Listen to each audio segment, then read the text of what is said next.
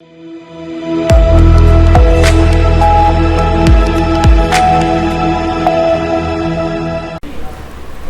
के रूपेश जैन और रितेश जैन ने प्रेस कॉन्फ्रेंस में जानकारी देते हुए बताया कि दुर्ग से होकर गुजरने वाले प्रस्तावित नई रेलवे लाइन परियोजना ग्राम बोरीगर का घुक्सीडीह और पुरई से गुजर रही है।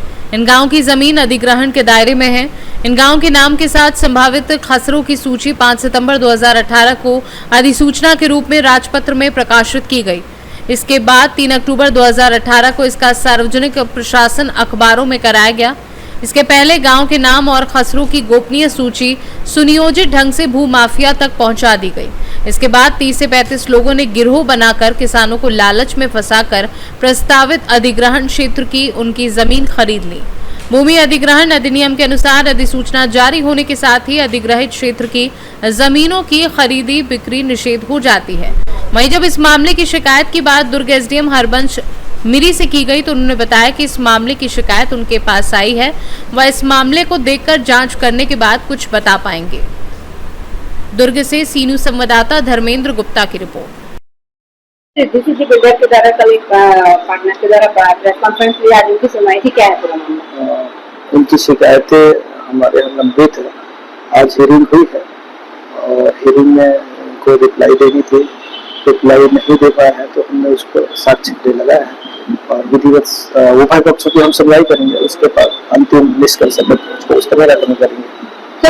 प्रथम दृष्टया क्या लगता है, क्या अभी तो जांच के विषय है, जांच चल रही है, रेवेन्यू के विषय है, किसी ने नामांतरण द्वारा उसके छोटे छोटे बटालियन की शिकायतें हैं, तो जैसा भी उसमें हम पाए जाएंगे तो विधि अनुकूल उस पर कार्रवाई करेंगे। सर, मुआवजे को लेकर के जिस तरीके से बातें आ रही थी मीडिया में भी छपा, उसको लेकर के क्या 35 करोड़ के कुछ मुआवजे को लेकर अभी, क्योंकि अभी उसमें हमारी फिर से नई परियोजना के तहत, रेलवे परियोजना के तहत उस कॉरिडोर में वो काम शामिल है, जिसके अंतर्गत यदि हम उस पे करते, अभी उन्होंने जो शिकायत दी है उस पे होती तो जरूर उसमें शासन की क्षति होने की संभावना थी, लेकिन आज हमें संज्ञान में आ गया है तो उसके अनुसार हम उसका निराकरण करके ही मुआवजा का प्रकरण बनाएंगे।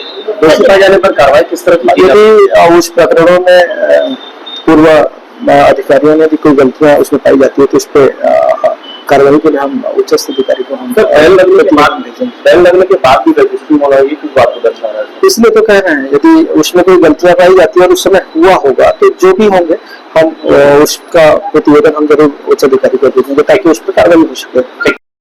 कि दुर्ग से एक नई रेल लाइन निकलने वाली है, जिनकी जानकारी हमारे फर्म के वर्किंग पार्टनर और प्रभावशाली पार्टनरों को पहले लग गई थी, तो इन्होंने 2 प्रोसेस में ये चीज किया है। पहले तो हमारी फर्म श्री रिद्धि सिद्धि बिल्डर, जिसमें हमारे भाई पार्टनर हैं, उसका बैक डेट में जाकर के फर्म को छोटे छोटे टुकड़े में मुआवजा प्राप्त करने के लिए छोटे छोटे टुकड़े में 42 समय टुकड़ों में टुकड़ा करा लिया गया और हमारे भाई की जगह किसी फर्जी व्यक्ति को खड़ा करके उनसे धोखे से साइन करा करके उसको कराया गया, जिसमें तत्कालिक तहसीलदार और पटवारी भी सम्मिलित हैं।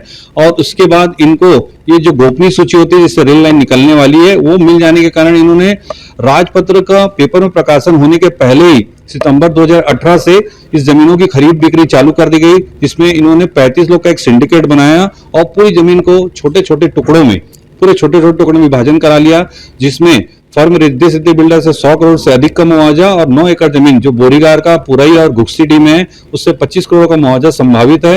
ये पूरा खेल 135 करोड़ रुपए के मुआवजे के लिए किया गया है, जिसमें हमारे भाई रुपेश जैन को जबरदस्ती फंसाया गया है। और मैं चाहता हूं कि ये आप लोग के चैनल के माध्यम से ये न्यूज उजागर हो और इसमें हमको न्याय मिले और जो बोले वाले किसान हैं उनको वास्तविक मुआवजा मिलना चाहिए। जिस तरह से इस मामले में कांतिलाल बोथरा का नाम आ रहा है तो कहीं न कहीं भाजपा के शासन का दुरुपयोग करके वो ऐसा कर रहे हैं।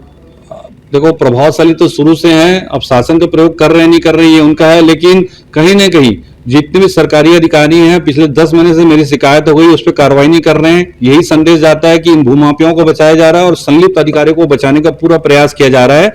मैं आम जनता हूं और सरकार को जनता के पैसे के बचाने के लिए न्याय की उम्मीद करता हूं कि इन अधिकारियों पर कड़ी से कड़ी कार्रवाई हो और भूमाफियाओं को भी कड़ा संदेश दिया जाए।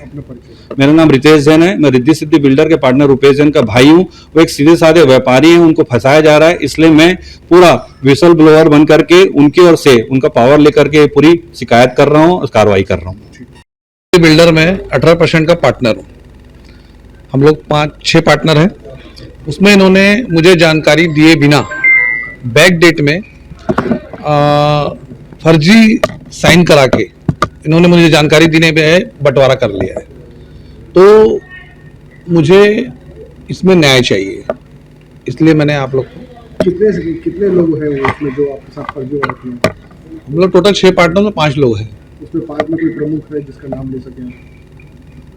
प्रमुख में कांतिलाल जी बोथरा है और सजल जैन है और विश्वास गुप्ता है। आपने इनसे बात करी तो किस तरह से इन्होंने आपके साथ फर्जीवाड़ा किया है और क्या कुछ बातें हुई है क्या आपके?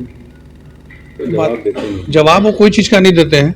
एक्चुअली क्या उनको पावर ऑफ अटर्नी दिए थे पार्टनरशिप में, वही हैंडल करते थे पूरा उसको, तो कोई चीज का जवाब नहीं देते थे और उन्होंने मुझे बताया बिना फर्जी आदमी को खड़े करके बंटवारा कर लिया। क्या चाहते हैं आप? मुझे न्याय चाहिए।